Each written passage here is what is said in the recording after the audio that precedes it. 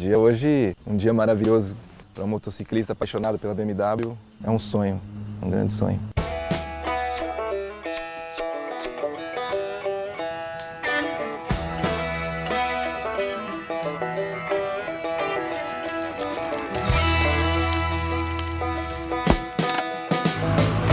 Como que a moto nos prepara para uma grande aventura? Eu acho que a tecnologia embarcada e a confiabilidade da engenharia deixa a gente tranquilo bastante para que a gente encare grandes desafios.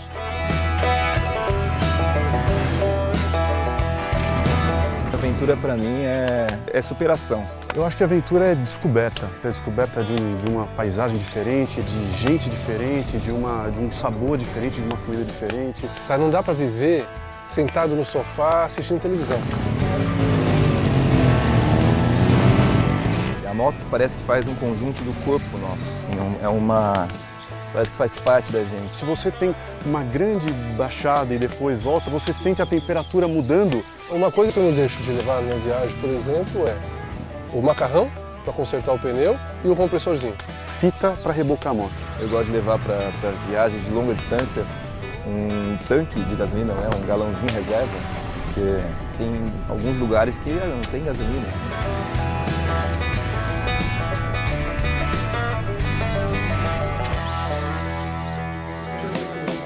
Opa! Oh, tem o nosso nome aqui. O que importa é manter acesa a paixão por aventuras.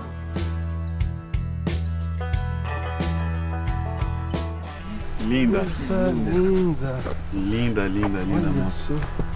Bom, eu vou andar primeiro, hein? Vou tirar nos dedos isso ou não? 3 a 1, 2 a 1. Boa! O sonho, ele é a faísca para as grandes aventuras e aí sim, planejamento, uma boa preparação, você tá com o equipamento em dia. Então a gente tem que pegar essas máquinas maravilhosas, ir para a estrada e conhecer os lugares, tomar chuva, tomar sol, frio, calor. E ter amigos para dividir também um pouco, né? Porque é gostoso você ter um amigo do lado para estar dividindo aquele momento.